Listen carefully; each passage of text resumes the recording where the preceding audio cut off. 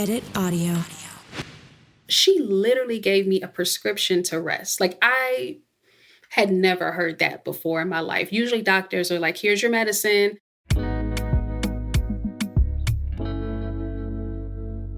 Happy New Year. Welcome back to the Be Well Sis podcast. I am your host, Dr. Cassandra Dunbar. I am super excited to be talking to you in 2026, which is wild that it's 2026. Anyway, hopefully you've had a beautiful holiday season and that you're feeling rejuvenated and refreshed and ready for a brand new year. On your list of, things that you might want to do differently this year. I don't like saying the word resolution because I typically do not hold on to resolutions, but I hope that you and your self-care practices are on the list of things that you want to prioritize this year. And if it is, which it should be, no judgment, this episode is right on time because I am speaking with the author of Bloom How You Must, a Black woman's guide to self-care and generational healing, a beautiful cover. The author is Tara Pringle Jefferson, and she is a certified breathwork facilitator and founder of the Self-Care Suite, which is a transformative space dedicated to addressing the unique challenges Black women face in prioritizing their healing and restoration. Our conversation and the book offer actionable insights and strategies to help Black women reclaim their rest and healing as essential parts of their lives. So without further ado, let's go ahead and hop into the conversation. As always, thank you so much for joining. I'm so glad you're here. Be well, sis. So I was telling you behind the scenes, I was giving you your congrats because yesterday was pub day for you. So how are you feeling in 3 ways? So PMS, so physically, mentally, and spiritually in this moment. Physically, I'm tired. Sure. Just because there's a lot of little details that go into launching a Sure. book, and I'm getting ready for my launch party tomorrow, which I'm really excited about. I was making little cupcake toppers right before I hopped on with you, and it's my first time in a long time really taking a moment to celebrate myself and celebrate something that I've accomplished. So I'm really excited, even if it takes a lot of actual like physical labor to pull it off. Mentally, as I mentioned to you before we started recording, I'm feeling a little bit of overwhelm, not in the typical, I can't handle it. Oh my God. But just overwhelm is like people are so nice and so many people have shared it. And spiritually, I would say that I am feeling probably more grounded than I have felt all year Mm-hmm. because all of the things that could be are Yeah. currently. And that feels like a beautiful place to be. I feel like I'm sitting in the middle of a prayer that I've prayed for a really long time. And so spiritually, I feel really, really good. Oh, thank you so much for sharing that. I would love to know, what is your inspiration for writing a book about self-care and generational healing? Probably at this point, it's been over 10 years of gathering women together in rooms and sister circles, retreats, half day summits, virtual get togethers, check in sessions. I have been working to get women in the room because I believe that if we can gather together, we can solve mostly anything. Yep. The answer is somewhere within those four walls. And I noticed as we were having these conversations at the sister circles or the retreats that a lot of common themes kept emerging. They kept emerging. And it really came back to what you were taught, what was taught to you that you carry with yourself, from childhood to adulthood. And oftentimes, some of those lessons were taught to us by our mothers or our grandmothers or our aunts, some female figure. And while they were well meaning and well intentioned, and the advice given or the example given may have worked very well for them in their time, it may not have the same resonance that it needs in our time with us in the different situations that we have going on Yep. currently. And so I wanted to create a tangible element to the conversation. And so I said, I'm going to write a book. I feel that self-care has become it's become a buzzword for like buy something, pay for Mhm, something, purchase mhm, something. But mhm. self-care is much more than that. So what is self-care? outside Yeah. of like the cute, the sexy things. Yeah, I put in the book that self care is a personal commitment to things that invigorate your mind, body, and spirit.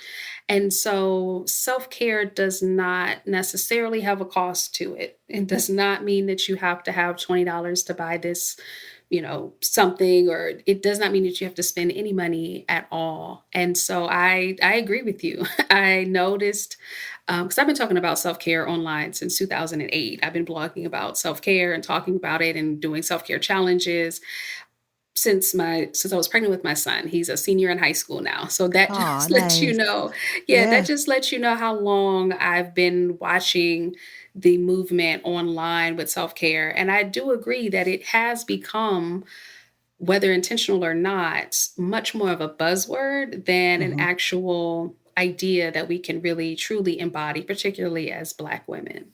What are some things that we have been taught, whether directly or just like subconsciously, by the women in our families about what it means to care for ourselves as Black women? So, as part of writing the book, I interviewed 100 Black women. I wanted to interview women all across the age spectrum. So, the youngest one was 19 and the oldest one was 99.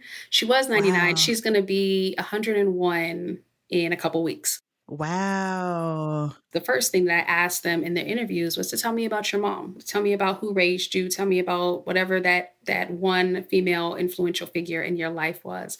And as I write in the book, the theme that really came across in probably, 97 of the 100 interviews is this idea of strength.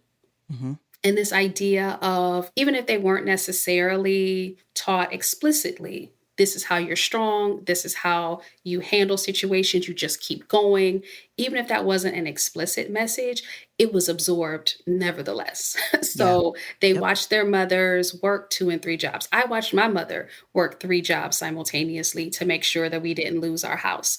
And as I grew up, I embodied that, I internalized that without even recognizing that that's what I had learned. So when I was 24, 25 years old, and I'm working as a freelancer and I'm juggling 8 or 9 different clients, offering each of them 20 to 25 hours a week of my time, the math does not work. And so Right. I found myself replicating some of those same habits that my mom did, not realizing that it was costing me something. So I realized I was having all of these health problems, and I finally went into the doctor one day on a Friday because I was like, well, let me just get some work done first. Waited until Friday. Went in Friday. She uncovered all of these things. Oh, your blood pressure is high. Oh, your lymph nodes are swollen. All of these different things. And she sat me down to pause and she said, listen, you are clearly doing too much because you cannot even notice what's going on with your body. And so what I'm Mhm. going to do, I'm going to give you this prescription. We're going to do this treatment plan. We're going to do all this other stuff. But she told me, she said, it's Friday. I want you to leave here and I want you to go get into the bed. And I don't want you to get out of the bed until Monday. I need you to Wow. slow down and I need you to rest. Mhm. And I was kind of half listening because I'm like, I have a deadline. I have things to Right, got do. things to Like, do, I right. can't. She literally gave me a prescription to rest. Like, I had never heard that before in my life. Usually doctors are like, here's your medicine, follow Go up if pick you it have up. any questions, Mhm. and that's it. But she really paused and said, hey, this is Wow. unsustainable. Yeah. That was my wake up call. And I recognized that somebody should have sat my mom down and said, hey, Mm.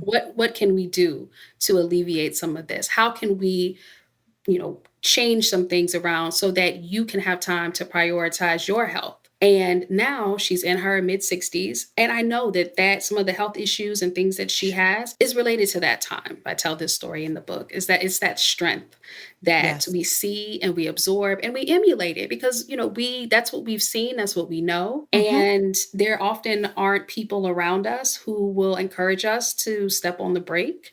It's Yep. usually encouragement to keep stepping on the gas.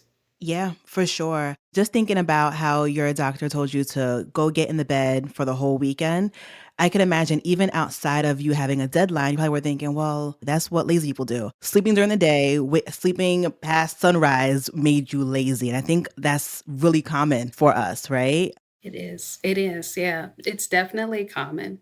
Yep. And one of the things that I think we sacrifice first is going to be like the actual physical rest where we'll, go long periods of time just on 3 hours of sleep. That becomes our new normal. And our bodies are screaming, even our minds are screaming out for help. So what are some steps to take a pause when life is still going really fast? One of the things that I encourage particularly Black women, because that's my primary audience all the time, everywhere I am, everywhere I speak, is that because we are taught to be strong and we talk about the strong Black woman and what the characteristics of that are, one of the main characteristics is independence. Is okay, I'm carrying all of this, and my tendency is to carry it all by myself. And one of the ways that I encourage women to shift the way that they're operating is to first think about who can I call for reinforcements? How can I lean on my friend circle? How can we all lean on each other? Are there family members that I can Hmm. ask for a favor here and there so that I can get some relief, so that I can get some rest? I think about my niece when she was in nursing school and she was a single mom, or is a single mom of two young children. And she had posted one time on Facebook how stressed she was. And she was, I'm gonna quit. I don't think I can do this anymore. It's just too much. She's Mm. working, she has the two kids. And in the comment section, I saw people encouraging her, like, don't quit, don't give up. You can do it. You got this. And encouragement is great, but support is better. And so I reached out to her. I said, hey, can I get the kids this weekend? I'm going to come up on Friday. I'll keep them till Sunday. We can figure out, a way to do this so that you get some breathing room and can continue and do what it is that you need to do. So now she's an RN. I just want to say that I'm so proud of Mm. her. Yay. But thinking about the ways that we can bring people in, because often our lives, Hmm. unfortunately, are too heavy for one person, too wide for one person. And so we need Sure. people around us that can help us fill in those gaps. Yeah, as you were talking about that, I was thinking about like the hyper individualism. Like it's a tool of the oppressor that we've absorbed it, Mhm. because we've been taught that, if we can't do it by ourselves, that's a failure on our part. Where no, to your point, our lives are too heavy just to carry alone. I've had to challenge it a lot because I thought that I was just failing. If I can't do the things that maybe my mom was able to do, I don't know how she did it. I can't do it. And she had to do certain things by herself. And also, she did have more of a community than I did. The aunties were down the street and around the corner. So there was somebody to help support in that way. And I feel like now it's a little bit different because a lot of us have moved away from our core communities. I think we're great at doing it online, but now when I need like some physical support, some physical help, somebody to show up, it's few and far between, just because of how life is now. For those who may not have too much support in person and don't even know how to begin, what are like maybe like one or two tips you would give for somebody just to cultivate that community in person? I know that there's a lot of books about community that have come out in the past few years. I know Sisterhood Heals by Dr. Joy. And one of the things that stuck out for me in the research, which I think is what we're seeing now in terms of people not having that in person connection anymore, is the lack of those third spaces, or those Mm, third places yep. where we are not having a place outside of our home and outside of our work where we're regularly interacting with people. And so Yeah. often online is our third place, Yep. where that's where we meet people. We are at work, we're on our lunch break, we're checking Facebook real quick, we're on Yep. Instagram, we're on TikTok, etc. But we're really lacking those in-person places where you can go, say you have for church, for example, you're going to go probably at least every Sunday and see the Hmm. same people, give them a hug, catch up, see what's going on with you. My relatives used to do bowling leagues. Like everybody in my Hmm. family would bowl. But like my grandfather, he was a professional bowler, like PBA, all of that. Oh wow. And so he and my grandmother would travel the country, and they had this bowling community, this bowling network. And so one of the things that I always tell people is trying to find that third place for yourself, because I do a lot of like one off, hey girl, we're going to meet for coffee, we're going to meet for brunch, we're going to have dinner, we're going to go to the movies. We do a lot of that one off friendship type building. Mhm. But often, if we can find a third place around us, we can have opportunities to go deeper, to be able to Mhm. cultivate deeper friendships and have relationships where we can really be the village for each other. We can have somebody that we trust to pick up our kids from school if, we're Yeah. running late or something happens. We can have somebody who can come over and help you clean up before Thanksgiving, help you, have a Friendsgiving together Mhm. with those people. And if there's any community organizations or different groups that are popping off, online can be a great place to find some of those offline places and then Mhm. make that an opportunity for you to connect and meet people. And then I also say, if you don't have necessarily a third place that's around you, maybe it's a person. Like maybe that person can be Hmm. your third place. And whenever you guys are hanging out, whenever you're with them, that can be how you find that place where you feel at home and at peace and just have the freedom to be yourself. Oh, I love that. So you mentioned the social wellness. So what are the other components of wellness that we should be assessing in our lives and working on? So my book talks about physical wellness. We talk about social wellness, of course, professional, spiritual, mental and emotional, and creative wellness. And I thought it was really important, particularly for Black women, to talk about creative wellness and professional wellness, because those two, I don't think come up as often in the Yeah. self care conversation as much as mental wellness does or physical well being. Let's talk more about it. So, what is creative wellness? Somebody's listening, they're like, well, I'm not a playwright. I'm not, an artist. It can be as simple as something that, what you decide to wear every day, how you express Hmm. yourself through your fashion, how you decorate your space, how you approach, interior design. It's just a matter of how you can express yourself creatively in a way that feeds your spirit. And often we have a notion of what that might be from our Hmm. childhood. So when we were little, I used to love being in my grandma's backyard and make like little mud pies. Hmm. And I just love that. And so now I was looking for something to get into. So I got into pottery because it's basically just making mud Ah. pies, basically. Hmm.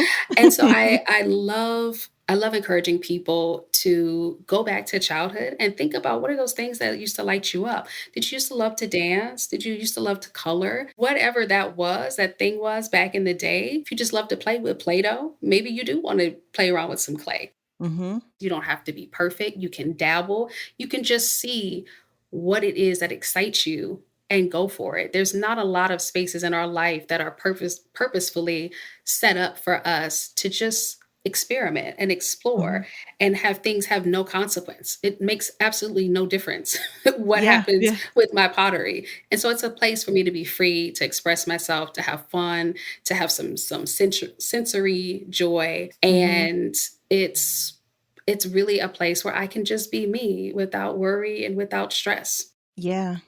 I love that. And I think a lot of us struggle with perfectionism where everything has to be just right, before I even do it, right? And then I'm talking about Yeah. myself. I need to study all the things before I even try. And starting a hobby was the first place where I was like, well, I know I'm not going to be necessarily good at it, but I'm just going to try it and just see what happens. We're all creative. We just have to figure out in what way. And you mentioned some really great ways. I didn't even consider how we dress and how we decorate our space as being, an extension of our creativity. So I made this little itty bitty, look at how look Aw. at this little bowl that I made in pottery class. It's perfect, but it's teeny tiny, right? And so that was Mhm. like my first lesson on letting go and letting things be what they are and not being obsessed with perfectionism. And I think Mhm. perfectionism comes from a lot of different sources, as I write in the book. I think mine comes from, being a Black woman in this society Sure. and not feeling like I have the room to make mistakes. being a Yep. young mother, again, feeling like I don't have room to make mistakes, being the oldest daughter, Hello. again, feeling like I don't have the room to make mistakes. And so that perfectionism has been ingrained in me very early, but I'm able to have those spaces where perfectionism is not the goal. And I'm reminded myself of that. At Arizona State University, we're bringing world-class education from our globally acclaimed faculty to you. Earn your degree from the nation's most innovative university online. That's a degree better. Learn more at asuonline.asu.edu. I want to touch on professional wellness. In my mind, in most of our professions, it's a place where we have less agency in some ways, right? Whether we're in leadership roles, or even if we are business owners, like there's a little bit less agency because we always have to answer to somebody, whether it is our client, so on and so forth. So, what does professional wellness look like, and how can we take control of it? Yeah. Out of all of the different areas, professional wellness can sometimes seem like it's the one that's least within our control because, as you said, we do have to answer to other people. We do have to have good performance if we want to keep our job in the corporate world, or we do need to be able to show up well for clients if we are an entrepreneur, or our customers if we are a Hmm. product based business. And so, in the chapter on professional wellness, I talk about it from the areas that you can control, right? The areas where you are able to say, this is how I want to show up in the world. This is what my professional goals look like. So I talk about defining success for yourself and what that looks like. And everything's trending. You want to make sure that you Hmm. hop on a trend, and it can kind of dilute your sense of self and your sense of where am I in this algorithm? Right. Yeah. So it's Word. important to have those conversations about what your goals are and what that could possibly look like. We also talk about sabbaticals because I don't know how many Black women have really thought deeply about what a sabbatical could look like because it seems like something that's out of reach. And Yeah. so within that chapter, or within that section rather, I talked to a woman, Rashida Graham Washington, who had founded an organization called Sweet Rest, which funded sabbaticals for Black women. Oh, wow. And that one has shifted models a little bit, but there are other ones that exist to fund sabbaticals for Black women. And that's something that before I started this work, I didn't know that that even existed. And so, again, everything in that chapter is meant to expand our minds on what's possible, what's feasible, what can I plan for, how can I move differently in my career.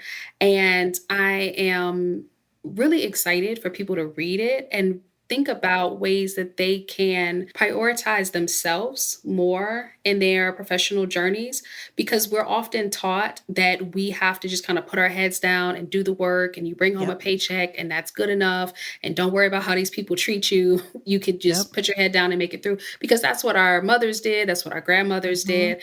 And I find that now we're looking for places where we can be seen, where we can feel confident being our full selves. And so the goal is a little bit different. We still want a Yeah. nice paycheck, bring home a nice dollar amount, Right? but the goals are a little bit different. Yeah. I think everybody should have a sabbatical at some point in time. I didn't Yes. know that there were organizations that would possibly fund it for a Black woman. That's incredible because when I think about people in my life and even myself at one point, you're like in survival mode. You're like burnt out, but you can't sit down because life is still happening really, really fast around you. So you're not making necessarily like the clearest decisions because you're running, right? Yes. We really don't talk like for me in a meaningful way about professional wellness. And I say meaningful because I think about LinkedIn. LinkedIn stresses me out. Like those think pieces. I'm like, okay. So yeah, I'm happy that you mentioned that. I kind of want to talk a little bit about like some of the historical figures in our community that have been beautiful examples of self-care and community care that we may have kind of overlooked. There are two that come to mind. The first one is Toni Morrison. I absolutely love her. We're both Ohio Yes. girls. So I absolutely loved love digging into her books and her work and all of her interviews. And I loved finding out that she was a gardener. Like she was somebody who loved nature and she loved tending to different plants. She loved bird watching. And I put in the book about how she gave a lesson on boundaries because she said that she had somebody over to her house and she's in the woods. Her house is upstate New York, or was upstate New York. And the visitor asked, like, you have so many birds around here. Like, how do you get them to not like poop all over your porch and everything? And Toni Morrison said, well, you just take a gun and you shoot a couple rounds in the air and they steer clear. So, and I was like, that's a lesson on boundaries. That's a Yes. lesson on boundaries right there. That's a lesson. And so I love the idea of thinking about Toni Morrison sitting there with her notepad, writing Beloved or writing Sula or any of these other books, Song of Solomon, and then taking a break and, misting her house plants and tending to her garden and going outside and listening to the birds chirp. I love thinking about her in that way, because you think of her as this giant in literature, but also thinking of her as a woman who enjoyed a nice downtime, nice quiet time, Yeah. so she could replenish herself and Yep. continue to think about these worlds that she was creating. She also has an appearance in the social wellness chapter, and she talked about her relationships with other writers of her time, like Sonia Sanchez, and how when she was a single mother, raising her kids in New York, being an editor, her friends would show up with groceries and put the groceries on the table and say, hey, I got dinner. I'm going to take care of the boys. You go out and do something for yourself and we'll be here and we'll Mm. be fine. Oh, And that's love. she talked about that sense of sisterhood of your friends Yeah. showing up for you when you don't even know that you need them to show up for you. One of the other examples, I talk about Coretta Scott King in the book as well, and how people tend to think of her as, Martin Luther King Jr.'s wife and mother of the movement, all of that. But she was a woman. She was a woman. And I love that even as she was supporting her husband and being a more behind the scenes architect of some of the civil rights movement, she also decided that she could not just be behind the curtain. She had to do something with her gifts. And so when she was doing the freedom concerts, which helped fund the movement, it was her contribution in a way Yes. that she said, I can use my gifts here. I can use my talents here. So I think about that in the terms of like professional wellness, right? Yeah. She's Yeah. at home with these children. Her husband's so busy. He's working on this righteous cause. And she wants to be supportive. She wants to be part of it. She's brilliant. She's a fantastic singer. She has all of this creative energy and juice running through her. And so she found a way to make herself a central figure that in a way that suited her. Both of the examples that you just shared remind me that our purpose, or this is what I think, our purpose here is to be ourselves, like to be like the highest, best manifestations of ourselves. That in of itself is useful to somebody around us too. Mm. Then I was thinking, oh my, not me having something in common with Toni Morrison, the Toni Morrison. I too am a gardener, okay? Yes. Yes. Yes. Yes. We all got something in common with Miss Morrison. Yes. Yes. Ebony Janice Moore always says that Toni Morrison was always seated. Yes. So like sat in her power. And I'm like, yes, that's what I aspire to be. So what are some things that you hope that the reader will take away from Bloom How You Must, like immediately? Like what is the one thing that you want everybody to take from this book? Do I hesitate on this answer because it does seem simplistic in a way, but I want Black women who read this book to remember that they are human. And that covers so many things because we forget that we are not human. We do not recognize our humanity. We do not respect it because of the society that we live in.